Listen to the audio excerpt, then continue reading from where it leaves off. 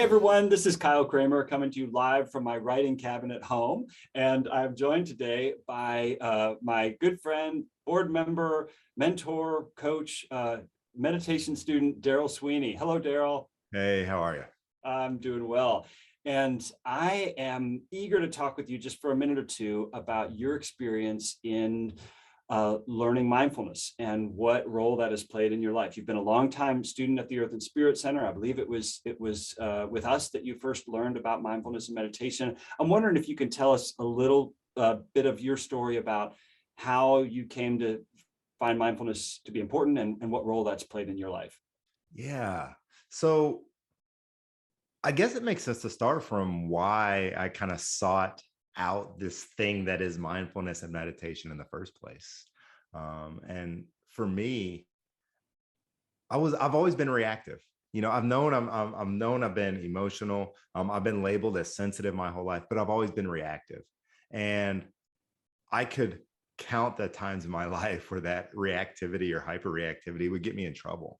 And I always felt it just felt out of control for me, and it really came to light as I became a father. So, my journey with the Earth and Spirit Center wasn't too dissimilar from kind of as my kids started getting older and things like that.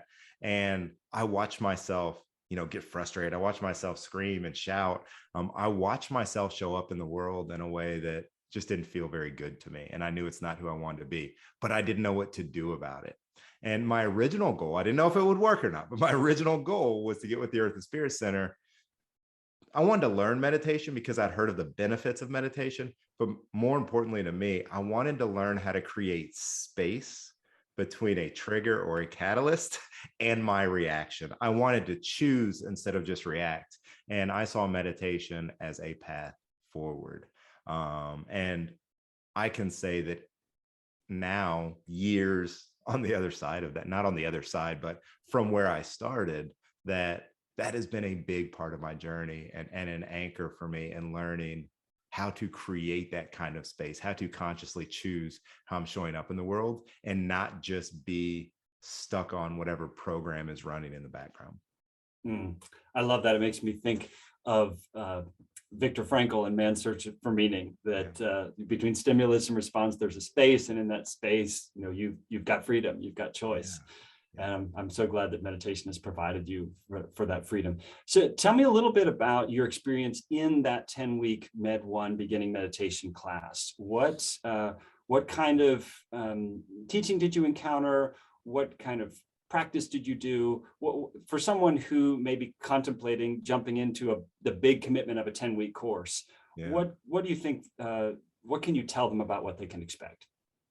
So I actually have this conversation a lot because, as you know, I refer and send a lot of people over to the Earth and Spirit Center. My wife has taken classes there, her friends, my friends, so just people I come across. And what I tell them is meditation feels so much more accessible today than probably ever before, right? There are books, there are apps, there are videos on YouTube. There are meditations in the Peloton app, right? So we can get it from everywhere. What I tell people is I think what helped this idea of mindfulness stick for me is that the 10-week course at the Earth and Spirit Center wasn't just about how do you sit still for 10 minutes. It dug into the why, it dug into what goes on, it dug into the frustration.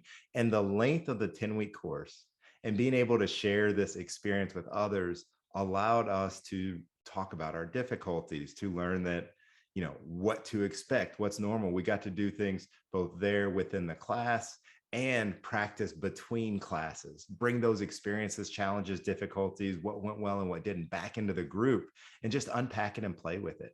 And it's one thing, I'll be honest. I think going into it, I saw meditation as, you sit quietly and focus on something. We think we know what meditation is, but to really understand it at a depth that makes sense, just created a foundation for everything else to be built upon. So it was not only the learning how to do meditation, but is understanding the traditions, understanding where it come from, understanding the usefulness, learning about what our minds do and don't do. You asked about my experience. I very vividly remember a conversation about cravings, and a conversation about chocolate cake. And it's funny, you laugh, but I pull from that all the time. Like, I think about that conversation we had with Father Joe and that group when I experience cravings, when I see them come up, when I see them in a way that they're not going to serve me, and I'm able to see them for what they were. And the first place I ever learned that was in that Med One class. Mm. I, I did not know that Peloton had mindfulness as part of their app, but you're right. There are plenty of mindfulness resources out there, from apps to exercise bikes and so forth. But I agree with you that one of the uniquenesses of the Med One beginning meditation 10-week experience is that you are in community with others, in the flesh community, such that it can be a dialogue and a collaborative effort. And I don't know about you, but I often find it hard to maintain a discipline of meditation when it's just me, or me and my app.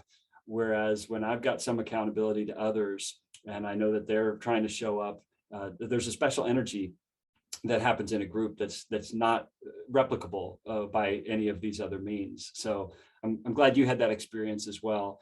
Just details wise, as you mentioned, Father Joe Mitchell is the founder of the Earth and Spirit Center. He is our lead Meditation One teacher. So it's a treat to be able to experience his teaching. We teach Med One every fall and spring. We have morning options and evening options.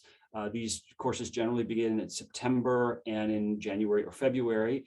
So you can find more information at our website, www.earthandspiritcenter.org. And there's a tab you can click on about Learn to Meditate, which will give you a quick track to find Med One. Well, Deryl, I'm so grateful that you are part of the Earth and Spirit Center community. I am thankful for your continued participation, and I'm glad that mindfulness has helped you be a little less reactive and a little more mindfully responsive. Yeah, because it's what I do. I want to go off script. So you're trying to wrap up and get out, but I want to offer one more thing, because as I'm listening to you describe the course, I think it's important, because I think in a lot of ways, and it's impossible to wrap up all that Med One is, in just a couple minutes, but it's one thing to learn how to meditate. And that's what I went in to do. What I came out with is I have a robust mindfulness practice, not that involves sitting on a pillow for 10 minutes a day, but that shows up in the way I do my work, the way I interact with my wife, the way I am with my kids, with myself, and with others. And that has stuck with me. And it has quite literally changed my life. And it started there. So that is a gift of learning to meditate, right? It's so much about what happens off of the pillow, what happens in real life, that has been impactful for me. And that started with that class. So if people are out there wanting to show up in the world in a way that they're not able to readily do today, to be better with their kids, better with their wives, better with their teams, better leaders, like, mindfulness is a path to do all those things and more. Amen. Well said, Deryl. Thank you so much. Appreciate it. Yeah, brother.